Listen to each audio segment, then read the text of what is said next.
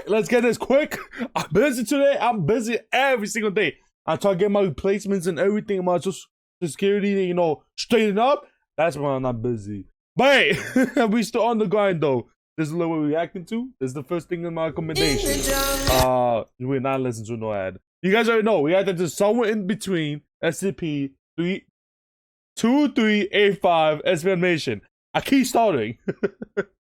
But you already know, Dr. Buff, fire YouTuber. I love the way he does his SCP animation. I love the storytelling. Then when he's done with the storytelling, his information on the SCP, I love it. Guys, go in the description. Go check him out. I'll be happy to give him one more subscriber. He's almost to 1 million too. So good ups to him. Let's get it started and everything. Soon I'm about to do 100% YouTube, like doing lots of gaming video and all that. Today is I'm gonna make 100% sure I'm gonna drop the GPO video. I have it. I just need to finish editing and everything. Also gonna drop a Master Duel video. I want to do more Master Duel video. I love the game. Alright, let's get it started though. So the worker presses down on the plunger. I think everything's good. And moments later, a huge explosion rocks the quarry. When the dust clears, the 3 quarry workers look on at the pile of rocks that they'll now spend the next days and weeks hauling out. But then they spot something strange. There in the newly exposed rock face is an opening. The 3 men stand at the mouth of the previously hidden cave. They poke their heads inside, but it's too dark to see much of anything, except for the fact that the tunnel in the rock stretches on for at least a few meters before it turns and prevents them from seeing any further. One of the quarry workers slaps his co-worker on the back and dares him to go inside and check it out. No way, he tells him as he pulls his hand back from feeling inside the cave wall, his palm now coated in a sickly slime. It's gross in there. I think I know this SCP. Did we react to the SCP from, I don't think it was Tales from the Foundation. Was it Tales from the Foundation? I think it was Tales from, it's either Tales from the Foundation or the Rubber. We reacted to one of this. Yeah. The other 2 laugh at him. If they think they're so brave, why don't the 2 of them go check it out? The 2 men stop laughing and look at each other. Who could have ever foreseen the tables turning on them like this? But they're not going to back down. One of the 2 takes out a flashlight, and they step into the cave while the 3rd waits outside. He watches as the 2 of them head deeper into the cave, disappearing behind the bend. Inside the cave, the floor is just like the walls, coated with some kind of substance making it wet, but also a little sticky. Don't touch the They half expected the cave to end. Hey, we're not too. If you guys see any weird ass substance and everything, do not touch it. We do not want another pandemic to happen or something like that. Do not touch any other substance. Also, I just realized this is a 60 minute, yo. Right around the bend. Pause it. But now they can see that it continues on. We're gonna talk over the video. Not only is there another turn several meters ahead of them, but as they head deeper in, they find that there are branching paths too. This might just be the start of a vast cave system. There's no telling how far or how deep it might go. They better head back to the entrance before they get lost. The 2 turn around to start heading back towards the entrance. But wait, what was that? They spin around. It sounded like there was a noise behind them. But there's nothing there, just the empty passageway. They must be hearing things. They really should get out of here quickly though. Come on, let's go. As they turn to leave my boy knows it. I'm telling you, my boy knows it. When there's something happening, skedaddle, man. Come on, man. Don't be staying around. Come on, man. Something happens. With a sickening squishing sound, the walls of the tunnel constrict, closing up between them. He runs towards the now closed passage and starts slapping at the moist, soft wall, but there's no response. But then he does hear something. Was that a scream? That's tough. He's realized something else too. Even though his friend had the flashlight, he can still see. While faint, the walls themselves seem to be producing a small amount of light. He yells out that he's going to get help and that his friend should hold tight and not move. He'll get him out of there. He has no idea if he can hear him though. He starts to slowly make his way back the way he thinks they came, but the cave feels different. He's taking turns that he doesn't remember making on their short trip. See, that's why I don't go cave walk or like go inside caves and stuff, especially underwater cave. Oh hell no, you're not gonna see me go underwater cave or all that. At the entrance already, and there seem to be more branching paths than there thinks they came. But the cave feels different. He's taking turns that he doesn't remember making on their short trip. He should be at the entrance already, and there seem to be more branching paths than there were before. It's hard to tell in the low light, though. Maybe he's just confused. He's hearing noises, too. Wet, writhing sounds. He's got to get out of here. The quarry worker reaches a fork in the tunnel and has no idea which is the right way to go. He doesn't remember this at all. He calls down the tunnel, but there's no answer to his cries. He hears more of those wet, slapping sounds behind him, though. He's got to keep moving. Eeny, meeny, miny, mo. The left tunnel it is. He goes down his chosen path, rounds a corner, and sees another fork. What is going on here? He's got to pick, though. Eeny, meeny, miny. He screams as something leaps out of the tunnel at him. That'll be scary. Outside the cave, the quarry worker is growing nervous.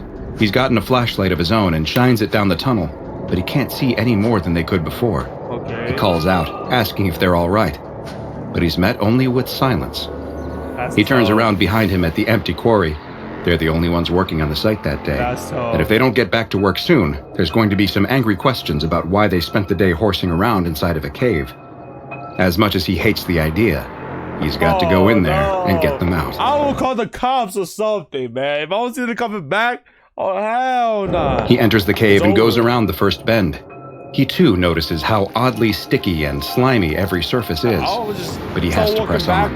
Maybe they were hurt and needed his help. Hell no. He rounds another bend and spots something. A pair of legs sticking out from around the next turn. It's only half a body. His friend must really have been hurt. He runs towards his injured coworker and kneels down next to him. Never mind. It looks like he's passed out on the ground, and he tries to shake him awake. Are you okay? What happened? His friend moans a bit, but doesn't even open his eyes. He's infected. He moans again, and this time blood starts pouring out of his mouth. Hell no. The quarry worker steps back, scared at the sight of his friend's state. That's when he notices something. His friend's stomach. It's moving. He leans in close. He can see bumps swelling and moving around his abdomen. Is that? The SCP Foundation soon... I'm meant to see this video. My face. Well, I knew what's coming. That got me a little. Yo. Learned of the troubling reports and moved quickly to purchase the quarry and the surrounding lands. Those who had seen or heard rumors about the missing workers were amnesticized, and all further access to the area around the quarry was strictly controlled. We lost, not lost. We didn't ad. You guys didn't know about ad. If I don't get paid a single penny on the ad, I don't care what kind of ad it is. If I don't get paid a single penny, I'm not gonna show the ever volume. You have to pay me a little bit at least. We're gonna skip and mute it. But sadly, they gave me 2 ads, and I can't even skip the first one. Really, YouTube? Really? We skipping this one, but you guys already know. We are not gonna see no ads, man. I don't see no ad, especially with volume 2. The cave itself that had been unearthed was designated SCP-2385, but the Foundation needed to learn just what they were dealing with. So after a research outpost was constructed over the entrance, the investigation into what was happening inside this strange anomalous cavern system could finally begin. Oh, what is that? You guys want...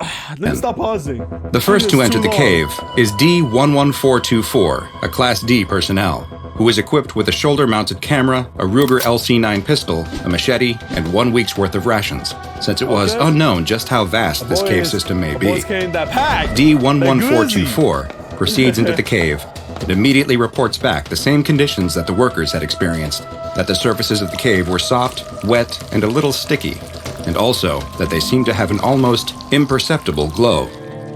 D-11424 moves deeper into the cave, but sees no sign of the missing worker. At least, down at least 2, I'll put I don't know if they say it, I put a rope around him, a very, very, very, very, very long rope.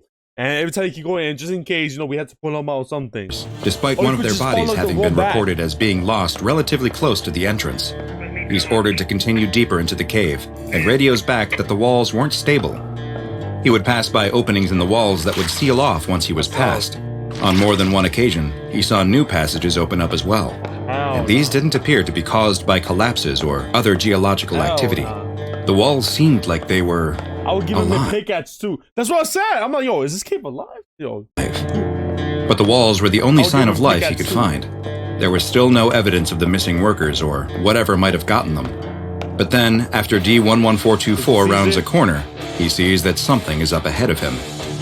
It's not one of the workers. Hell It's a creature, and one that looks like nothing he has ever seen before. The thing crawling on the floor of the cave looks like a giant worm, several feet in length, but with a grotesque, skinless human head. D11424, frightened at the sight of this grotesque creature, turns to run, but it's too late. The worm has spotted him and charges at him immediately, slithering across the wet cave floor at an incredible speed. D11424. Yo, where's your glitch? Yo. Use the tool. What are you doing?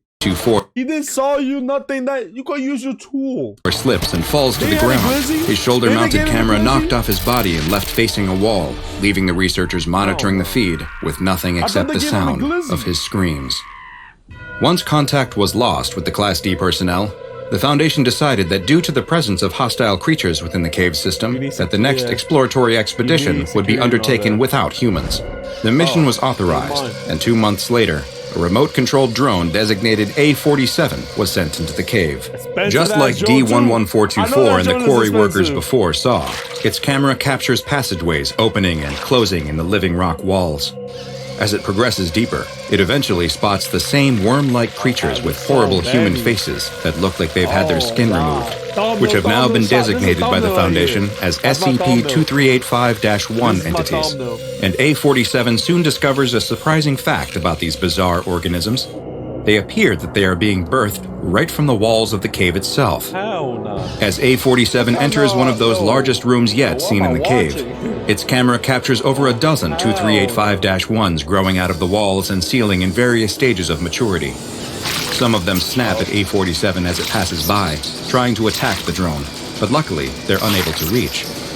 There's larger examples of the worms in the room too, and these ones also differ in appearance slightly, with a fibrous growth over their eyes.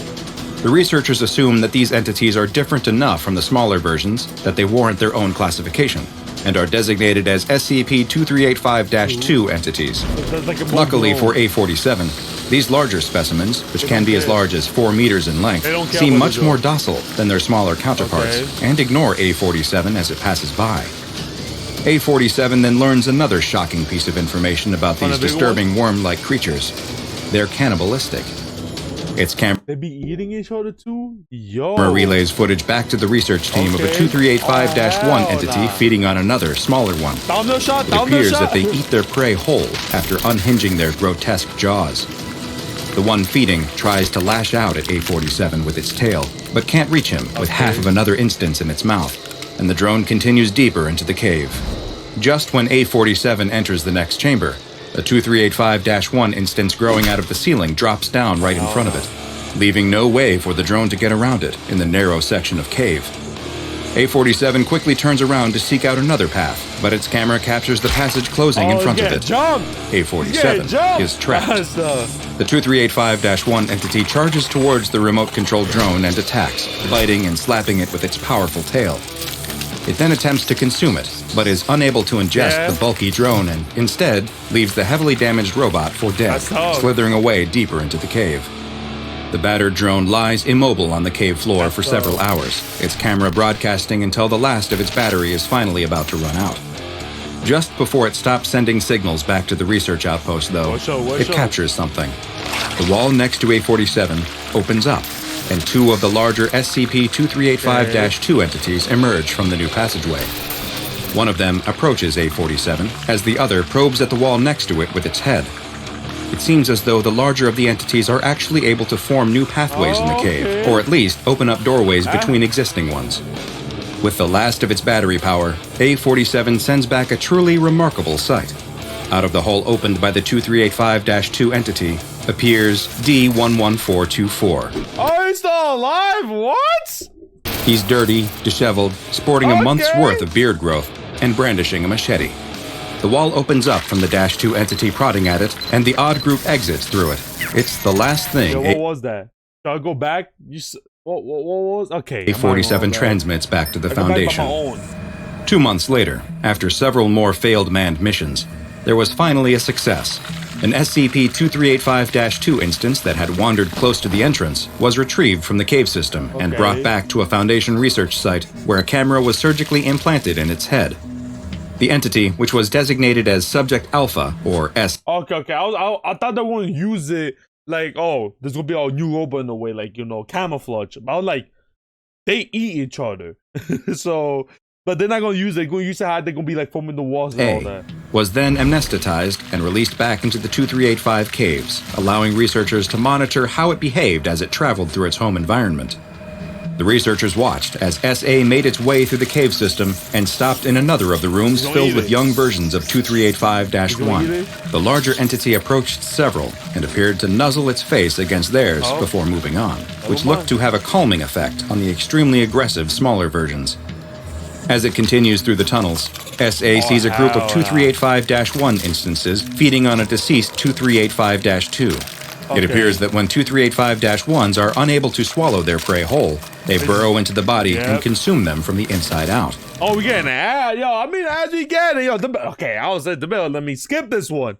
You guys already know I'm not getting paid. So, there you go. I'm mute. Yo, this is what you got. I like this Luckily, one. they are too distracted by their meal to pay any attention to SA, and it is able to pass by. SA then runs into two other 2385-2 entities, and the three begin traveling through the caves together. They are soon attacked by a smaller -1. But the group is able to pin the biting and thrashing entity to the ground with their powerful tails, allowing SA to nuzzle it. Just like with the ones being birthed from the wall, this seems to calm the creature, but there is another effect as well. As the 2385-1 entity becomes more docile, the same fibrous growths that can be seen on the larger 2385-2 entities start to grow over its eyes. Is this how 2385-2s are created? The group of -2s continues their journey through the tunnels, often stopping to prod at the walls to open new pathways. It appears that they are searching for something, looking watching they see the D-class, they're looking for the D-class. Around each new room they enter before moving on. Eventually they run into something, but it doesn't appear to be what they wanted to find. They enter a new section of cave, and blocking the path in front of them is the largest SCP-2385-1 entity yet recorded. It's as big as the -2s at over 7 meters in length and weighing an estimated 400 kilograms. It appears to be extremely hostile, but the -2s seem to instinctively know that the only way forward is to go past this massive -1. The trio nuzzles their heads together as if they are saying one final goodbye before one of the -2s charges straight ahead. The -1 attacks and quickly incapacitates it with its powerful tail and snapping jaws. It begins feeding on the -2, giving SA and its one remaining companion the time they need to get past. Yo, RIP! Now stop. Yo, what am I watching? What am I? Yo, guys, what am I watching? As the now duo moves past, the other is attacked from a side tunnel by a group of regular-sized but ferocious -1s. SA can't do anything to help. It seems to pick up the pace and continues on, but as it rounds a corner, it comes face-to-face with another large -1 instance. It turns down a side tunnel to avoid it, but finds itself in a dead end. It prods at the wall as the -1 rushes towards it, but no new passageways open. It turns around, seemingly resigned to its fate as the -1 begins attacking. But just then, something else appears in the tunnel coming... Yo, my guy been surviving! Yo, give him a raise! towards them.